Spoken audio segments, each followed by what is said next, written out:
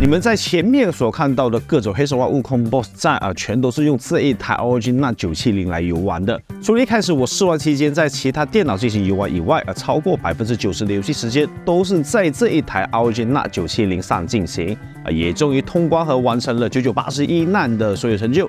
今天这期视频主要并不是来和各位吹嘘这一台 ROG NUT 970有多好，而是我为何用它来完成大部分的游玩时间并且稍微简单的与各位分享一下我的使用体验，同时还会和各位分析这类迷你 PC 它的优势在哪，以及什么样的用户会适合这种类型的机器。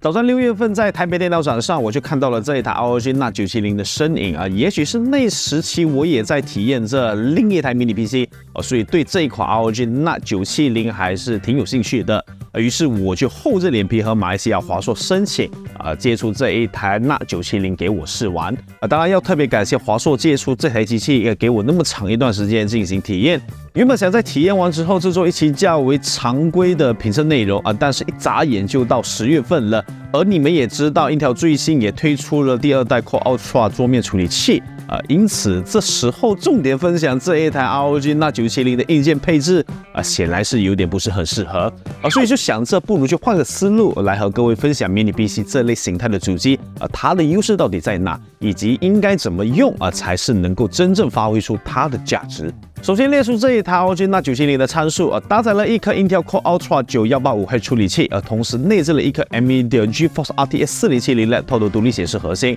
机器本身内置了16GB DDR5 5600的记忆体内存，并搭载了一片三星的 PA9A1A 1TB PCIe 4.0 程式 SSD。整机的重量拥有 2.6公斤并且由于需要非常大的功率的输出，因此也提供了拥有330瓦输出的超大电源供应器两者合计的重量已经来到了 3.6公斤。但机身本身的体积其实是控制的非常好只有 2.9公升左右别忘了这是带 RTX 4070 Laptop 独显的机器，加上是分离式的电源供应器比起常规将电源一体化的小主机更便于携带，同时也因为占用面积会更小，对于桌面空间本来就很小的用户来说还是比较理想的。当然分离式电源的设计最大的缺陷就是额外的电源或多或少会让整体的外观显得不那么干净整齐不利于桌面美观性以及一体性。但我个人其实更偏向这类分离式的设计具体的原因我会放在后面细说。拆开 NUT 970的内部可以看到内置的散热组件还是非常庞大的，也是导致重量如此之重的原因经过我的测试，在普遍室温27度进行连续10次 Cinebench R23 跑分测试，性能释放不仅很稳定，而且跑分还越来越高，从17846分上升到17982加上因为功耗上限更充裕即使是加入显卡一同进行双烤，在 RTX 4070吃满140瓦的情况下 CPU 的功耗依旧能够保持在80瓦左右的不错水平，这一点确实是目前大部分笔记本电脑无法做到的。拆开散热模组后可以看到 NUT 970的主板与其他硬件连接的情况，特别在于 SSD 这里除了出厂自带的一片 M.2 SSD 以外， NUT 970还能够额外扩展出多2片 M.2 SSD， 而这一点其实很棒当然这个扩展性就不是每个迷你 PC 都能够做到的了。I/O 接口也很丰富前置给到了2个10G 的 USB-A 口，一个 SDSC 的读卡器以及一个 3.5 毫米的音频接口，后置则是一个 DC 电源口，2个 DP 1.4A 和一个 HDMI 2.1 视频输出接口，一个常规视频输出的雷电式 USB-C 口，一个 RJ45 有线接口，2个 USB 2.0A 口以及2个10G 的 USB-A 口。纵使 NUT 970目前给了非常多的接口，但严格来说还是依旧沿用回上一代的接口配置，这确实是让我觉得比较大的缺点，也会让很多人会觉得没有新意的感觉特别是只有一个雷电式接口，一定程度上我觉得还是尴尬了一些。以这台机器所搭配的 CPU 和显卡，我觉得给到2个雷电式接口一点也不过分到这里其实我觉得关于 ROG NUT 970的配置就介绍的差不多了相信大家也很清楚 Intel Core Ultra 9185H 和 RTX 4070 Laptop 的性能水平，这部分我就不花时间复述了。倒是如标题所述，我为何会使用这台 ROG NUT 970来游玩黑神话悟空，并且还是绝大多数时候都用它来玩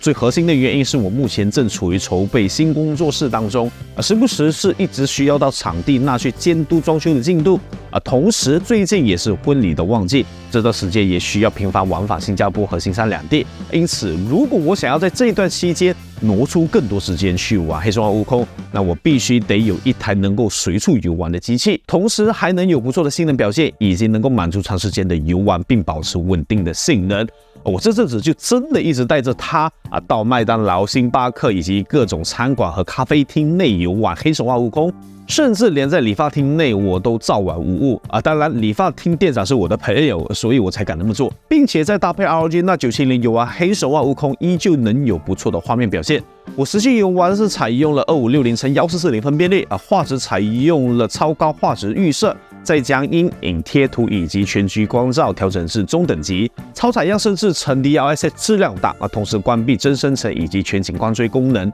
最终大部分情况下都是能够满足70帧以上，在一些比较激烈的 BOSS 战虽然会掉到40-50帧左右，但整体的观感还是可以接受的当然也得力于 RTX 4070支持 DLSS 技术开启 DLSS 质量档的高画质表现还是挺不赖的。这时候可能会有人问选择一台高性能笔记本电脑它不好吗为何非得要搞这么一台迷你 PC反正内部的硬件其实也是和笔记本一样的不是吗？而且笔记本电脑还有 RTX 4080、RTX 4090显卡的选择，性能不是更好吗？说到这一点，接下来我就要来和各位分析这类迷你 PC 它到底有哪些优缺点，以及什么样的用户是适合这类方案，最后再给各位解答我最终是为何选择这类迷你 PC 方案。第一个优势有着比起常规笔记本电脑更好的性能释放与功耗上限当然具体的实际差异还是得看各个厂家是如何去设计以及分配功耗，但一般来说迷你主机的功耗上限确实是比起笔记本电脑更高，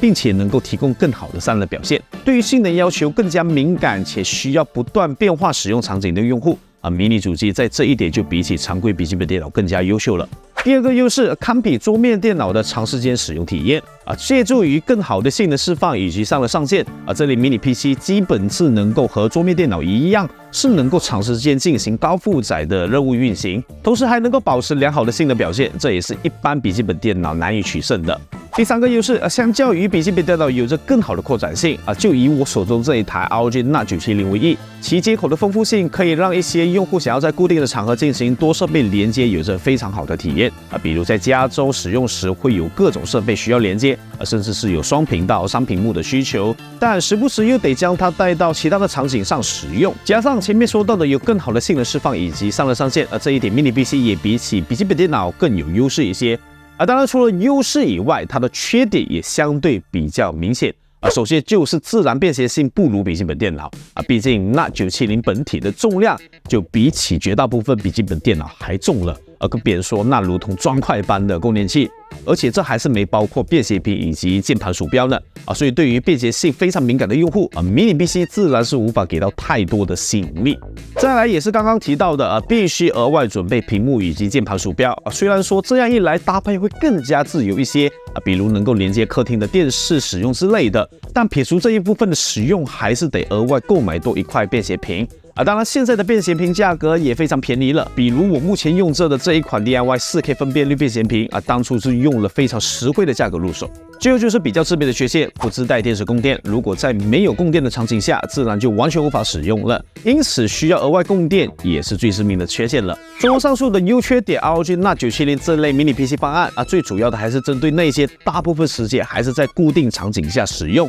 但同时需要移动到其他场景使用的需求，并且需要用到较高的性能，以及还需要比较长时间的高负载性的释放。那么显然 Mini PC 会是更加适合的选择方案你可以选择在固定需要移动的场景准备好屏幕以及外设，甚至是额外准备备用的供电器，这样一来你就只需要单独携带 Mini PC 就行了。这也是我为何在节目前面就提到我会更加偏向于主机与电源供电分离式的设计，我可以在我家中和工作室各准备多一个供电器当我需要在这两个地方进行使用的时候，就只需要带着 2.9 升的主机到处走就好对比起将电源一体化设计的主机显得更加灵活一些。这也就是我为何会选择这一台 ROG Nano 970的 Mini PC， 而并不是一般的游戏笔记本电脑的原因。Mini PC 虽然便携性比不过笔记本电脑，但对于我是有开车的人来说，只需要一个背包就能够塞下的东西，整体体验差异就不会特别大。因此，便携性的影响对我来说就真的还好而已。但 ROG Nano 970的性能释放就真的比起常规笔记本电脑好了不少。而且通关黑神话悟空外加9980音浪的全成就你们就看我一共花费了多长的游戏时间。可以试想，我需要花费如此之长的游戏时间外加需要在不同的场景下使用，环境的室温和通风都不是可控的。那一般的笔记本电脑在长时间的游玩后，因硬件过热导致性能下降最终导致游玩体验不佳。我想就不用我多说了吧。当然，另一个更加关键的原因是我也没有高性能游戏笔记本电脑其实到这里我还想要说一下Mini PC 向来就不是一个很性价比的选择它的定位更像是给那些同时间需要有一定便携性与性能要求的用户量身定制的品类，因此适合这个族群的也真的比较窄，所以价格肯定就比起常规的 PC 甚至是普遍的游戏笔记本电脑来得高。但对于一些预算较高却苦于常规 PC 和笔记本电脑无法完美满足自己的用户，这里 Mini PC 或许才是他们想要的选择。因此觉得价格太贵的用户一是 ROG 嘛价格自然就不是便宜的，不用我多说。二来则是 Mini PC 的真正优点对你们来说或许不是特别的重要，因此在吸引力不足的情况下，自然对价格更加敏感了。当然 ROG Nano 970仍然还有许多需要改进的地方，但在我体验了一段时间下来后，我其实更期待日后 ROG 能将这类形态的 Mini PC 进化到什么样的程度，比如能否大幅缩小供电器的体积，以及提供更多的雷电式接口，又或是推出 AMD 处理器版本的款式，甚至是一些我没有想到但在多场景使用下能够有效提升体验的功能与设计都是能够明显提升使用体验的。毕竟我真心觉得 Mini PC 还是有非常多可挖掘的潜力，而这部分真的是需要依靠厂家更积极的推动了。那么以上就是本期节目的所有内容了，非常感谢各位观众朋友们的收看和支持，也希望本期节目的内容会对你们有所帮助。喜欢这期影片的朋友不妨点个赞，而新来的观众如果能够点击旁边的小铃铛那就更好了。那今天的节目就到此为止了，我们下期影片再见。